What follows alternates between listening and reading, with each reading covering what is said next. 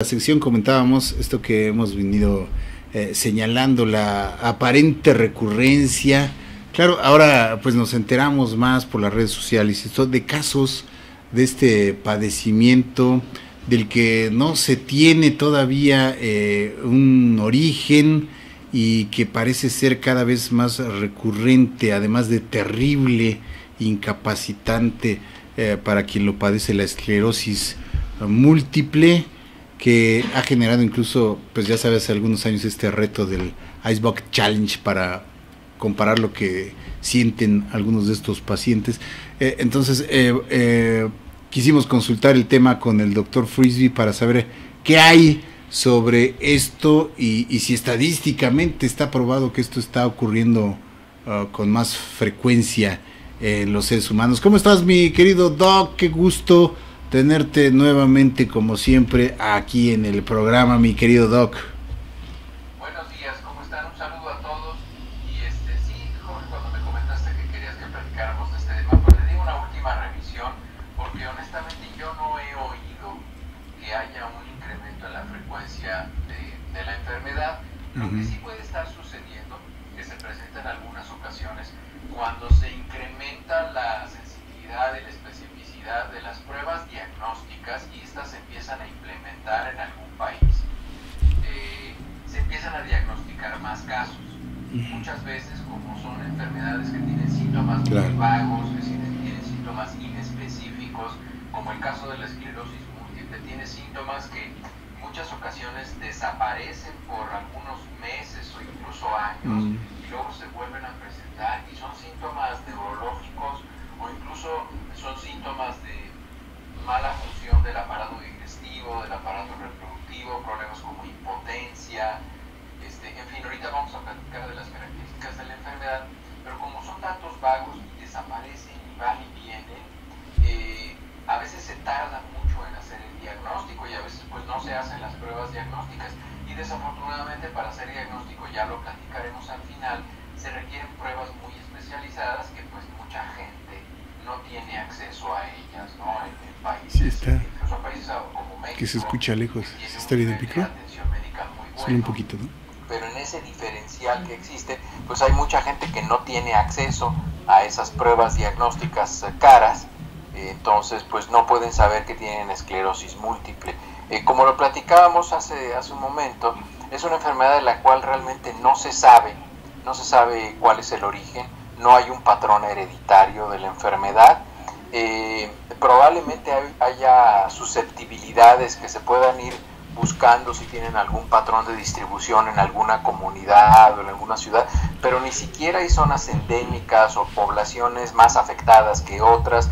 Prácticamente los números son muy parejos y, como lo platicaba contigo, es considerada una enfermedad multifactorial. ¿Esto qué significa? Que es una enfermedad en la cual las personas se exponen a factores ambientales que desafortunadamente no los hemos identificado, no sabemos cuáles son los factores ambientales, y esto hace que las neuronas, las estructuras del sistema nervioso central sean el objetivo el cual ataca el sistema inmunológico, y entonces el sistema inmunológico de esta persona ataca las estructuras nerviosas, principalmente los tubitos que están entre una neurona y otra, que se llaman axones, y ataca todo esto, ataca la cobertura. Entonces háganse de cuenta, imagínense un cable eléctrico que está cubierto por una capa de plástico, como están los cables. Entonces esta enfermedad lo que hace es que empieza a destruir primero la cobertura de aislamiento, que es una capa que se llama la capa de mielina, y la empieza a destruir. Entonces esto hace que la energía eléctrica se vaya desviando, se vaya escapando, y por lo tanto esa vía de transmisión nerviosa se vuelve altamente ineficiente, y entonces la persona empieza a tener datos de deficiencia neurológica. La deficiencia neurológica puede tener dos componentes: uno es el componente sensitivo y el otro es el componente motor, o puede ser mixto teniendo los dos. Es decir, la persona empieza a tener sensaciones anormales, empieza a dejar de sentir lo que tiene que sentir, empieza a tener alteraciones del movimiento, tanto no poder moverse como tener movimientos anormales. No sé si recuerden cuando hablamos del temblor distal alguna vez, en alguno de los temas que revisamos aquí, hablamos de que el temblor podía estar relacionado con síntomas tempranos de esclerosis múltiple. Y entonces es un temblor de intención. Por ejemplo, la persona no está temblando, pero en el momento que quiere tomar el vaso o abrir la puerta, empieza a tener un temblor que le discapacita para poder llevar esa función. Entonces, la enfermedad es definida como una enfermedad autoinmune, que lo que hace es que destruye los nervios. Desafortunadamente tiene un progreso en la mayoría de los pacientes que va desde los 20 hasta los 35 años de evolución. Es decir, se tarda entre 20 y 35 años en progresar a sus formas más graves. Hay casos mucho más severos que la enfermedad es mucho más agresiva y el progreso se presenta en pacientes más jóvenes, a edades más jóvenes, y se presenta de manera mucho más agresiva. La enfermedad progresa mucho en 5 o 10 años, y entonces aquí es cuando se tienen que utilizar tratamientos que son mucho más agresivos, que ya platicaremos de ellos al final. Como les decía, los síntomas se pueden presentar por episodios. Es decir, una persona puede tener un episodio de un síntoma inespecífico, como un movimiento anormal o una debilidad facial, y a los 6, 8 meses se vuelve a presentar otro. Pueden empezar con alteraciones visuales, problemas para masticar la comida, por ejemplo. Eso es algo que se presenta en los pacientes, como que no pueden masticar, entonces pues de repente tienen que tomar licuados porque les duelen los músculos, entonces lo atribuyen a que les duelen las muelas o que no sé, a cualquier otra cosa. Pero no buscan atención médica porque son síntomas inespecíficos, y muchas veces buscan atención médica y como les dan la cita la siguiente semana y al día siguiente semana los síntomas ya prácticamente desaparecieron, si van a la consulta pues le dicen, es que hace una semana tenía yo dormido este lado. Entonces, bueno, pues seguramente se durmió, en fin, no es el diagnóstico inicial que nosotros tenemos que hacer. Entonces no es la primera prueba que decimos, ¿sabes qué?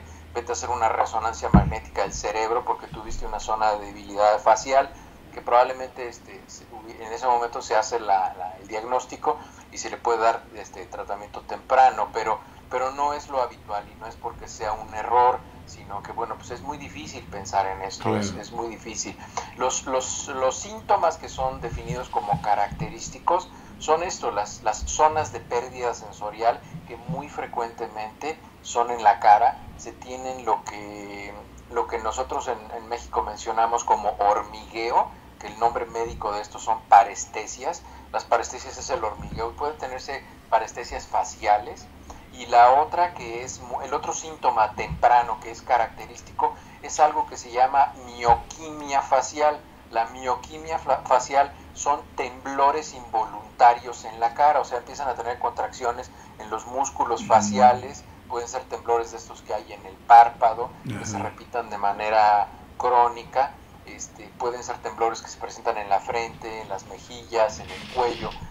En los músculos faciales es mucho más frecuente, pero así se llama, mioquimia. También es muy frecuente que la gente tenga espasmos musculares, o sea, que se les contraen los músculos, lo que normalmente se conoce como calambres, y la gente desarrolla espasticidad, o sea, está tiesa, no puede relajarse. Ese es también un síntoma de la esclerosis múltiple. Como les decía, esto puede afectar órganos. Más frecuentemente afecta el aparato genitourinario, es decir, la función de la vejiga, poder orinar, retención de orina, incontinencia urinaria también tienen algunos pacientes. Pueden tener problemas de impotencia en los hombres. Y el otro aparato que se afecta de manera frecuente es el aparato gastrointestinal, es decir, los pacientes pueden tener periodos de alteraciones con alternado momentos de diarrea, momentos de estreñimiento, y esto también puede ser sin alguna causa aparente, pero esto puede ser uno de los síntomas tempranos. Ahora, como la esclerosis múltiple ataca una estructura del cerebro que se llama cerebelo, que está por debajo y detrás del cerebro, hay síntomas relacionados con el cerebelo. Estos síntomas cerebelares son característicos, y esto se llama la tríada de Charcot, que son síntomas cerebelares, y la tríada de Charcot significa que son 3 síntomas. Uno es la disartria. El paciente tiene problemas para articular lo que quiere decir, se le pueden atorar las palabras, puede tartamudear el paciente. Tiene además algo que se conoce como nistagmus. El nistagmus no es otra cosa más que un movimiento horizontal repetido, sostenido de los ojos. O sea, los ojos les están temblando de manera horizontal, de manera constante. Puede ser uno, puede ser los dos, o puede alternarse primero uno y después el otro.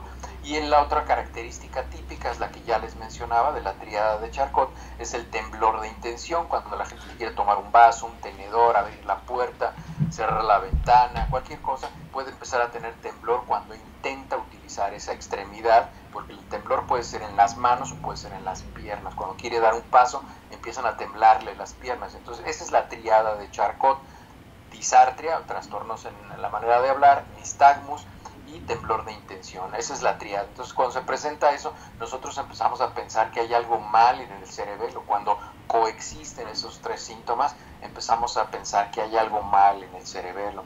Se presenta también en la cara, les digo, principal, los nervios, lo que nosotros conocemos como los pares craneales, se afectan mucho, que son unos nervios que controlan partes específicas del cuerpo que están en el tallo cerebral. Se presenta neuritis óptica, esto es decir, inflamación y lesión del nervio óptico. Entonces los pacientes tienen problemas visuales. Los problemas visuales es que pueden tener alteraciones de visión borrosa, y es curioso porque nada más lo pueden tener en un ojo. Entonces cierran un ojo y de un ojo ven perfecto, pero si abren los dos, con el otro ven todo borroso.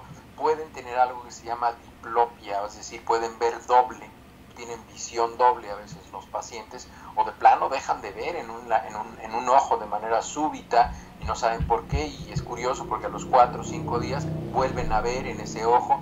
Entonces, datos de ese tipo es muy importante escuchar cómo describe el paciente sus síntomas para empezar a sospecharlo.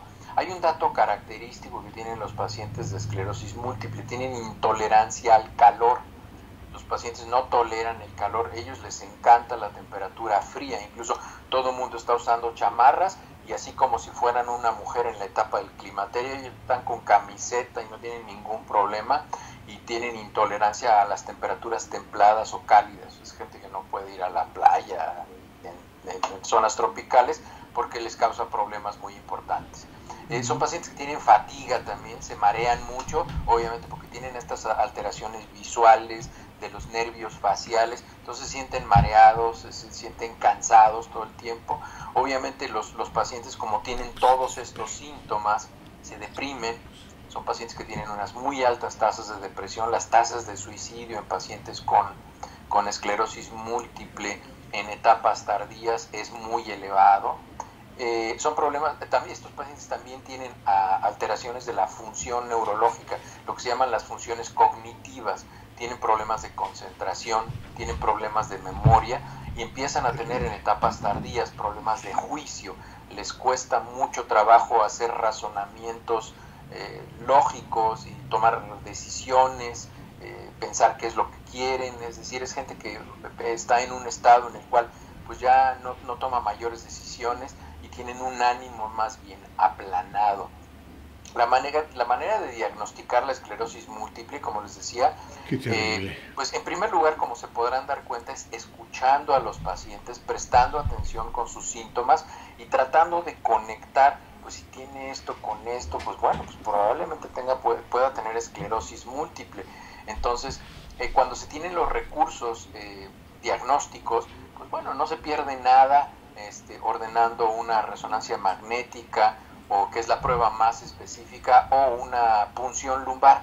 La punción lumbar no es otra cosa más que, bueno, se acuesta el paciente, hay quien lo hace sentado, y se le hace una punción en la parte de la espalda, la parte de la región tóraco-lumbar de la espalda, y se obtiene el líquido cefalorraquídeo, que es un líquido que se está produciendo en el sistema nervioso, y de ese líquido se estudian, y entonces se ven ahí unas estructuras características que se conocen como bandas oligoclonales, o se puede ver algo que se llama inmunoglobulina G en el líquido cefalorraquídeo, y esto, bueno, pues es sugestivo del diagnóstico de esclerosis múltiple, porque bueno, esto nos habla de una reacción inflamatoria crónica y de una reacción inmunológica que está presente ahí en el sistema nervioso central.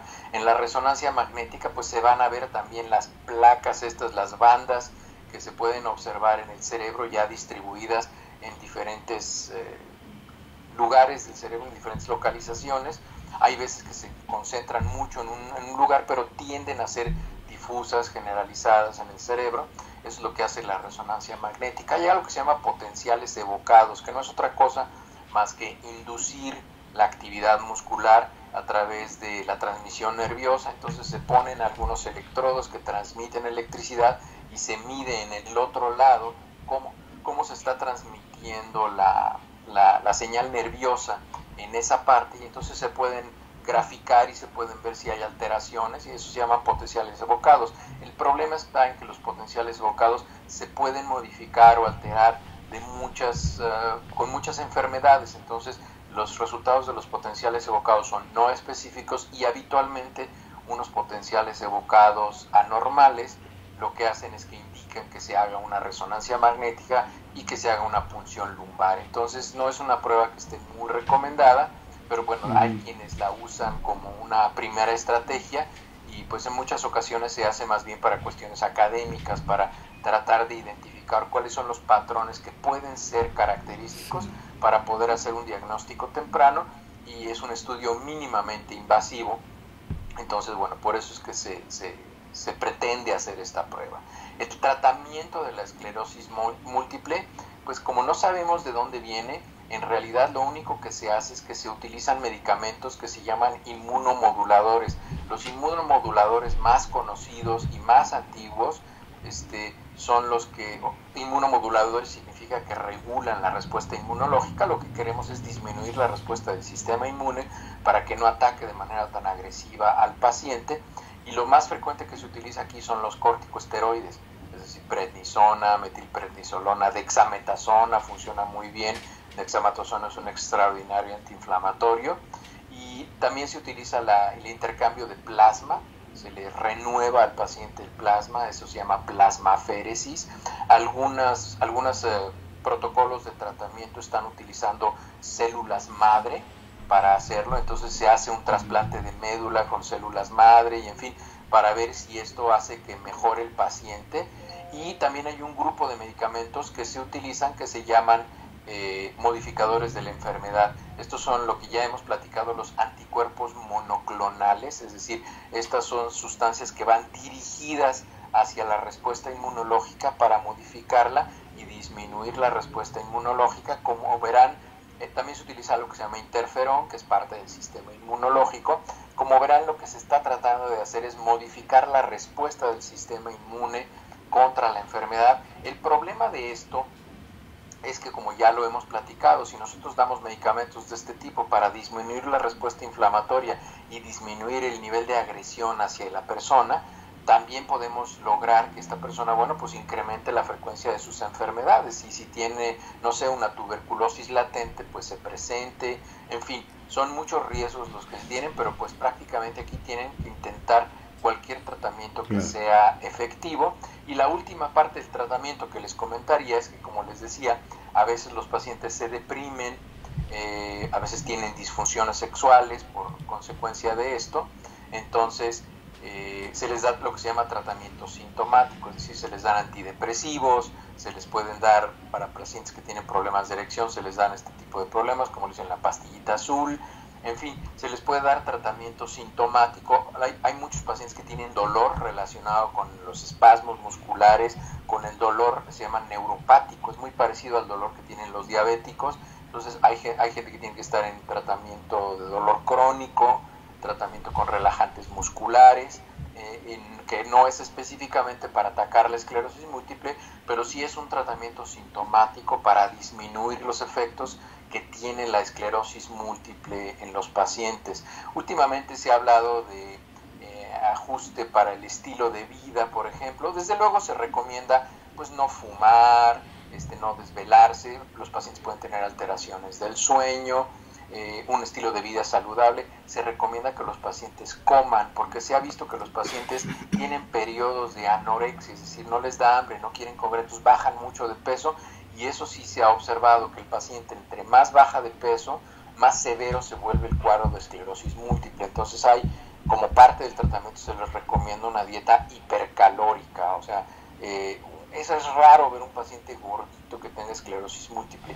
Casi siempre los pacientes de esclerosis múltiple van bajando mucho de peso, y sí se ha observado que los pacientes que pueden ganar peso porque comen mejor son pacientes que tienen una esclerosis múltiple menos agresiva. Entonces, bueno, pues eso también se propone como parte del tratamiento. Como verán, pues bueno, la investigación sigue, y se está buscando de dónde viene la enfermedad, cómo es que se desencadena la enfermedad, porque no sabemos exactamente, y el tratamiento está orientado hacia dos frentes: uno, disminuir la respuesta inmunológica, y dos, disminuir los síntomas asociados a las consecuencias de ese daño neuronal en los pacientes, ¿no? Sí, doctor, es realmente pues un enigma, decíamos aquí previo a la sección, un enigma, la causa de esta enfermedad. No sé desde cuándo se haya comenzado a diagnosticar, mi doc, pero sí decías que probablemente sea una causa ambiental o pues, la toxicidad que hay en el ambiente y que ha generado todo este tipo de problemáticas a la salud, ¿no? Pues sí, puede ser algo en el ambiente, puede ser algo en los fertilizantes. Te platicaba el caso de que a veces no podemos conectar en principio que pueden estar relacionados, pero hace muchos años, en los años 30, 40, en el mundo se utilizaba mucho, las mujeres utilizaban, los hombres también utilizaban mucho el talco como desodorante corporal, y se ponían talco en todo el cuerpo para disminuir los efectos de la sudoración y la humedad. Sí. Y pues bueno, ya descubrimos, hace muchos años se descubrió que el talco en mujeres causa cáncer de ovario. Incluso acaba de ganar un grupo de personas acaban de ganar una demanda multimillonaria contra Johnson & Johnson, creo que fue como $300 millones, una cosa así lo que ganó este grupo de personas, porque los demandaron porque el talco produce cáncer de ovario. Entonces a veces pues no sabemos por dónde va a venir. Por ejemplo, los plásticos estos que contienen BPA, no sé si han visto los anuncios que dicen no contiene BPA el plástico, y no es por otra razón, sino porque ya hemos descubierto que los plásticos que contienen esto en el ser humano tienen un efecto endocrinológico, funcionan como estrógenos, como estimulantes hormonales estrogénicos, y eso incrementa mucho cáncer de mama, cáncer de ovario, cáncer de colon, y por eso probablemente hemos visto en los últimos años, con todos estos plásticos que contienen BPA, pues este incremento también que hemos observado en los casos de cáncer de colon, cáncer de ovario, cáncer de mama. Y pues bueno, es muy importante identificarlo, pero muchas veces no sabemos, y con el tiempo lo vamos a identificar, y probablemente la esclerosis múltiple va a ser de una de estas enfermedades que vamos a descubrir que en X producto o en X sustancia que estuvimos usando durante mucho tiempo, ahí es donde estaba el factor desencadenante. Pero esto únicamente va a ser consecuencia de una pesquisa y una investigación epidemiológica muy acuciosa, muy detallada, en el cual se junten muchos factores: el factor científico, el factor de escuchar a los enfermos, analizar los expedientes, ver en qué zonas vivían, qué productos estaban expuestos. Es decir, son estudios muy largos, muy costosos, que requieren mucha observación, gente muy sensible, que sea muy acuciosa en su observación, y yo creo que solo así se va a poder diagnosticar, ¿no? Sí, porque además lo extraño del desarrollo, como tú mismo nos lo has dicho en otras ocasiones, cada persona, cada organismo es diferente, pero sí entiendo que también el desarrollo de esta enfermedad en cada persona es muy distinto, ¿no? Está el caso de este astrofísico, ¿no?, de Stephen Hawking, que sobrevivió pues cuántos años, ¿no?, con este padecimiento, y hay personas que prácticamente se les diagnostica y unos cuantos meses después fallecen. Entonces es lo extraño también el desarrollo de esta enfermedad en cada persona, o será también en relación a su estilo de vida o al lugar de donde vive, no sé, pueden ser muchos factores, ¿no, doctor? Así es, como te digo, es multifactorial, y sí, son síntomas vagos que se presentan. Y por ejemplo, nos hace aquí el favor don Jesús Ángeles Careño, uno de nuestros disyuntivanautas, nos comenta que bueno, él tuvo síntomas como estos relacionados a una polineuropatía diabética. Entonces eso es cierto, y muchas veces los pacientes que tienen diabetes, como tienen una alteración inmunológica y una alteración neurológica de base, si además de eso tienen esclerosis múltiple, eso hace muy difícil el diagnóstico, porque si a mí me viene a buscar un paciente diabético moderadamente bien controlado y todo esto, yo voy a pensar que es una neuropatía diabética, no voy a pensar que es una esclerosis múltiple, no le voy a pedir una resonancia magnética del cerebro, más bien voy a tratar de controlarle mejor los niveles de glucosa en sangre, tal vez modificarle el medicamento, recomendarle ir a ver un nutriólogo, recomendarle medicamentos antineuríticos tan simples como complejo B, un B1, B6 y B12, en fin, cosas de este tipo, pero pues no voy a pensar como primera opción que es una esclerosis múltiple, ¿no? Porque los síntomas son muy vagos y sí están compartidos por otras enfermedades, sí, y esto es lo que le confiere la complejidad para el diagnóstico de certeza, ¿no? Qué barbaridad, doctor. Y entonces, también, digamos, como en el caso de algunos cánceres, el diagnóstico temprano de este padecimiento, pues es determinante, doctor. ¿Hay casos de curación de esto que tú sepas? No, la esclerosis múltiple no se cura. No, ¿verdad? No hay. La esclerosis múltiple no se cura, solamente se puede retrasar su evolución, y hay enfermedades mucho más agresivas del sistema nervioso central que progresan de manera mucho más rápida y son enfermedades letales. Tenemos la esclerosis lateral amiotrófica, que es la enfermedad de Lou Gehrig. Esa enfermedad, pues los pacientes del momento del diagnóstico a su muerte, en promedio pasan 18 meses, es decir, los pacientes solamente viven 1 año y medio cuando se les establece el diagnóstico en promedio. Esta enfermedad, la esclerosis múltiple, no. La esclerosis múltiple es del progreso muy lento, van minando al paciente poco a poco.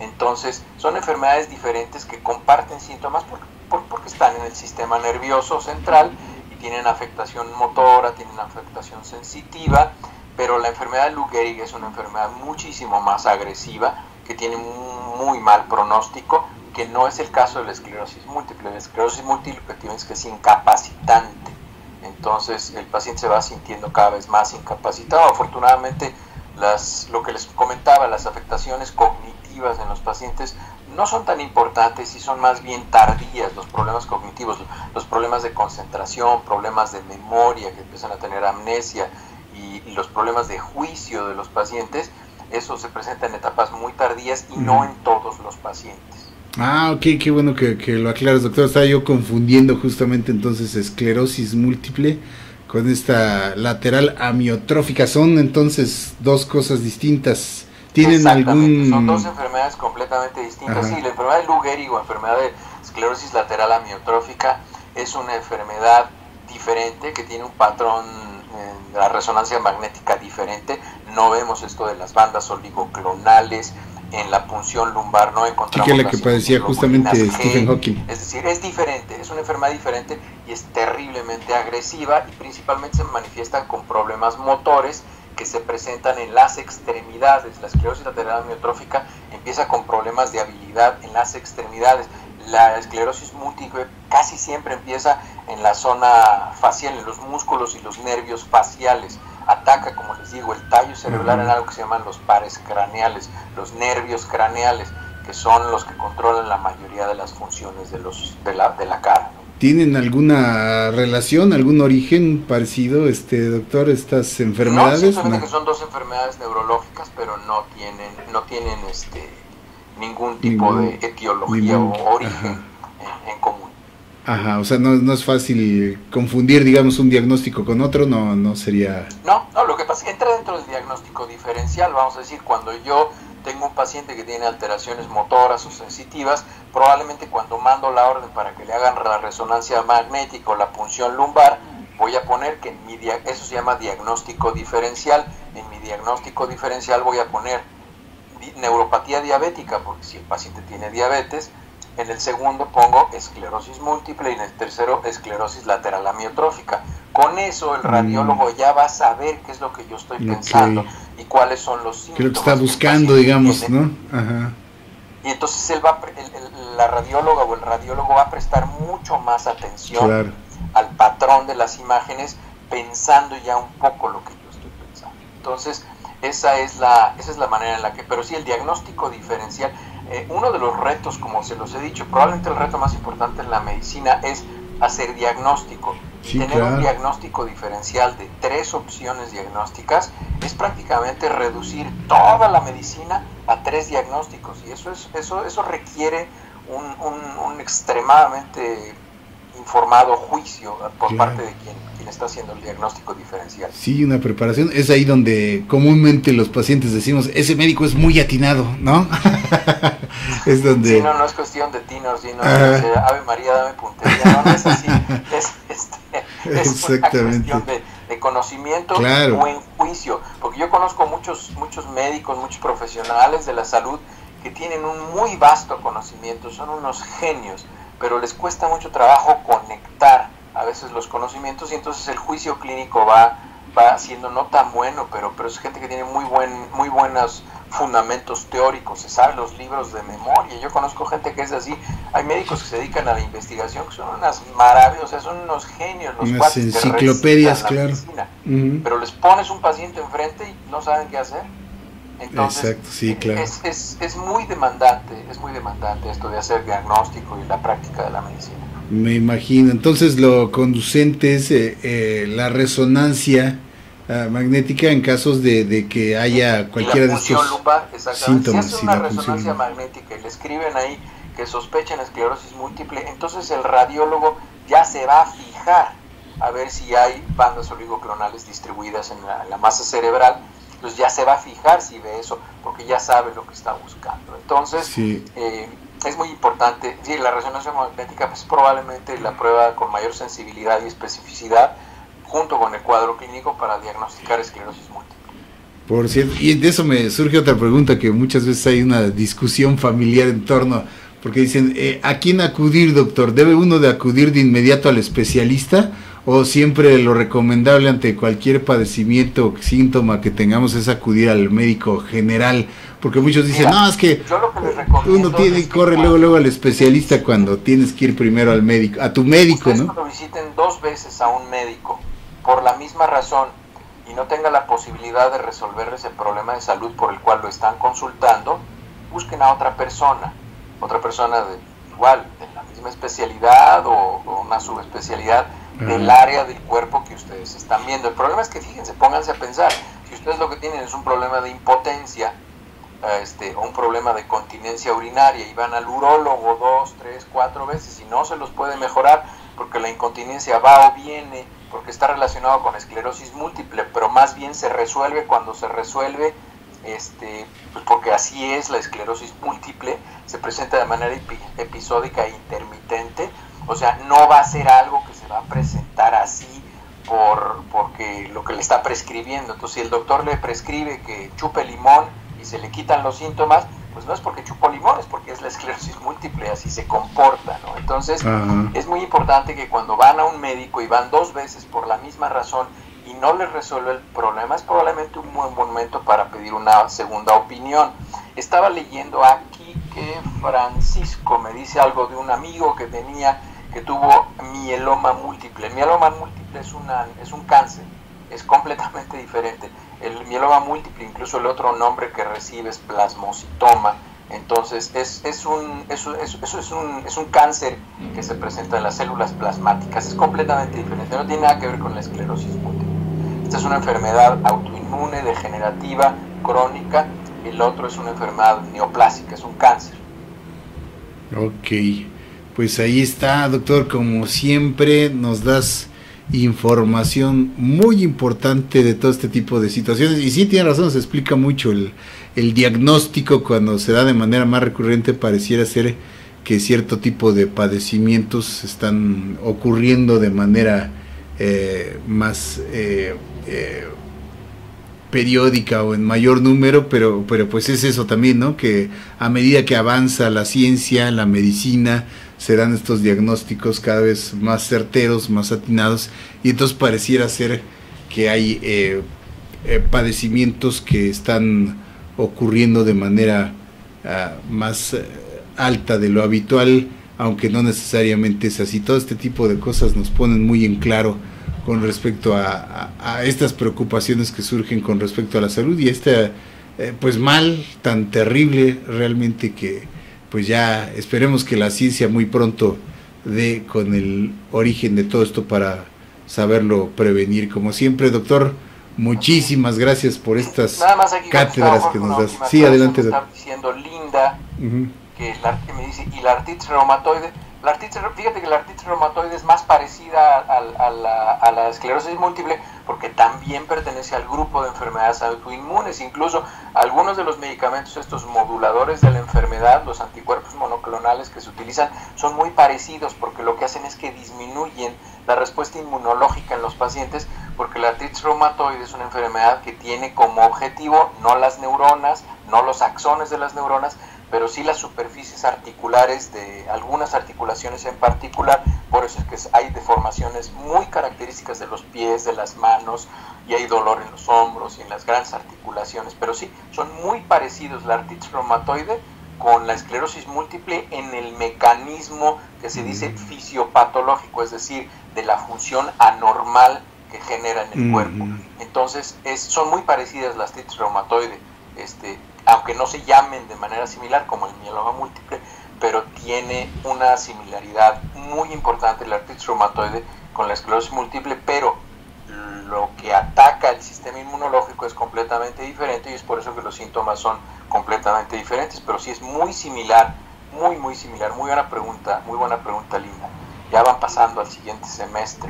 Sí, es lo que te iba a decir, doctor. Así me decían en algún momento de mi vida, así me dijeron, como tú lo mencionas aquí en el chat. Sí, doctor, eres muy buen maestro.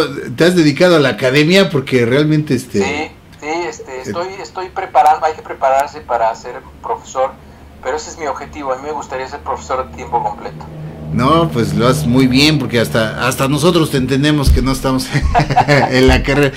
Dice Samuel Macías que ya hasta se siente asistente médico con todo lo que ha aprendido aquí, doctor, con estas consultas, cátedras de cada semana. Muchísimas gracias por ello, querido doctor, porque ese conocimiento pues es un conocimiento muy práctico en el que nos ayuda a responder, nunca falta, ¿no? Que siempre, digamos, en determinado momento le hacemos al médico cuando alguien nos pregunta, oye, ¿tú qué crees que será? Que siento esto y esto y esto.